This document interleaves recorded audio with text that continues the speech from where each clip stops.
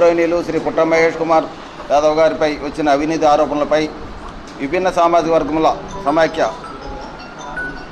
సమావేశానికి చేసిన పెద్దలందరికీ నా హృదయపూర్వక నమస్కారాలండి. మన ఏలూరు పార్లమెంట్లో ఈరోజు వరకు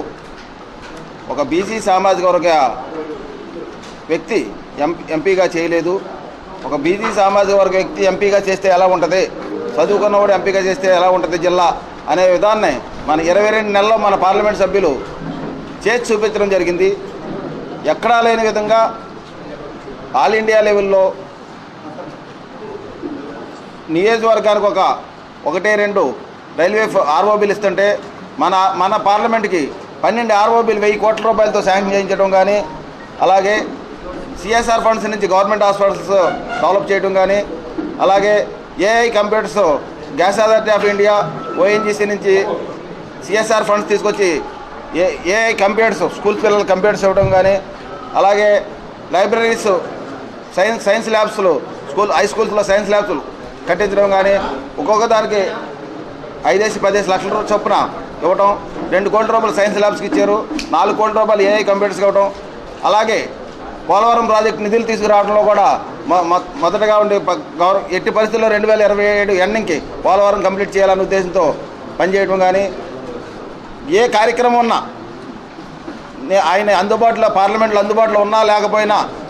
ఆయన తరపున ఆయన స్టాఫ్ అటెండ్ అవ్వడం కానీ, పెళ్లి కానుక మహేష్ మన్న పెళ్లి కానుక అనే ఒక కార్యక్రమాన్ని కొత్తగా శ్రీకారం చుట్టి ఆయనకి శుభలేఖ ఇచ్చిన ప్రతి ఇంటికి కులాలతో సంబంధం లేకుండా ప్రతి కార్యక్రమానికి కూడా ఆయన స్టాఫ్ వెళ్ళి ఆయన అందుబాటులో ఉంటే ఆయన వెళ్ళడం, ఆయన అందుబాటులో లేని టైంలో వాళ్ళ ఆఫీస్ నుంచి స్టాఫ్ వెళ్ళి అటెండ్ అయ్యి ఆ మహేష్ ఆయన పెళ్లి కానుక అందజేయడం కానీ, అలాగే రోడ్స్ విషయంలో ఎన్ఆర్జీఎస్ నుంచి రోడ్స్ వేయించడంలో కానీ, ఇన్ని పనులు ఎంపీ చేయొచ్చు అన్న విషయం ఈరోజు వరకు ఏలూరు పార్లమెంట్లో నేను 43 సంవత్సరాల నుంచి రాజకీయం చేస్తాం. ఇన్ని పనులు ఎంపీ చేస్తారా, ఇన్ని పనులు చేయొచ్చు అన్న విషయం చాలామందికి తెలీదు. ఒక ఎమ్మెల్యే గారికి ఇన్ని గ్రాంట్స్ ఉంటాయి, ఇన్ని ఫండ్స్ ఉంటాయని తెలుసు, కానీ ఎంపీ ఇవి కూడా చేయొచ్చా అన్న విషయం చాలామంది తెలీదు. ఈ ఎంపీ గారు వచ్చిన తర్వాతే ఇన్ని స్కీమ్స్ ఇలా చేయొచ్చు అని ఇలా చేసి రావడం కానీ, అలాగే ఒక 3 సంవత్సరాల పాప నాకు ఆటలో హోల్ ఉందని తీసుకొస్తే 6 లక్షలు అవుతుందంటే ఎల్ఓసికి 1,50,000 రూపాయలు ఎల్ఓసి వస్తే ఉన్న 4.5 లక్షలు మా సొంత డబ్బులతో ఖర్చు చేస్తామని ఒక డాక్టర్ గారిని పిలిచి విజయవాడ రమేష్ సిటీ కార్డియాక్లో హాస్పిటల్ ఆపరేషన్ చేయించే అమ్మాయిని బతికించడం విషయంలో కానీ, అలాగే ఎల్ఓసీల కోసం ఎంతమంది వచ్చినా సరే మెడికల్గా సిఎంఆర్ఎఫ్ ఫండ్స్ విషయంలో కానీ, మెడికల్ విషయంలో ఏ ఒక్క వ్యక్తి వచ్చినా సరే ఆయన అందుబాటులో ఉన్నా లేకపోయినా సరే ఆఫీస్ స్టాఫ్ దాని పరిగణ కంటిన్యూషన్గా ఎమర్జెన్సీ అయితే మార్నింగ్ పని కట్టుకుని విజయవాడ అమరావతి వెళ్ళి సాయంత్రానికి శాంక్షన్ తీసుకురావడం, అలాగే ఆపరేషన్ చేయించడం కానీ, ఈ పనులన్నీ కూడా చేసే విధానంలో మన ఎంపీ గారు ఫస్ట్ ఉన్నారని తెలియజేస్తూ, ఇటువంటి వ్యక్తి మీద అభియోగాలు మోవడం అనేది చాలా దురదృష్టకరమని మేము అందరికీ తెలియజేస్తూ,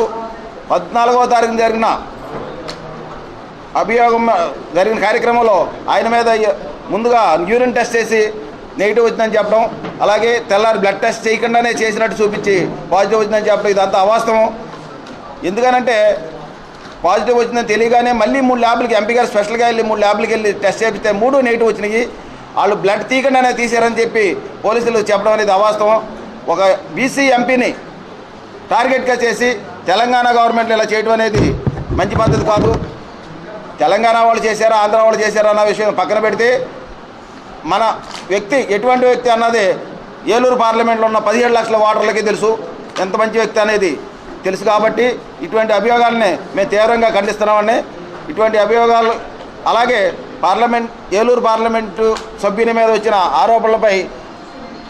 పల్లా శ్రీనివాసరావు గారు ఇమీడియట్గా స్పందించి ఆయన కార్యక్రమాలు యథావిధిగా కొనసాగేటట్టుగా ఆదేశాలు ఇవ్వాల్సిందిగా కోరుతూ సెలవు తీసుకుంటాం.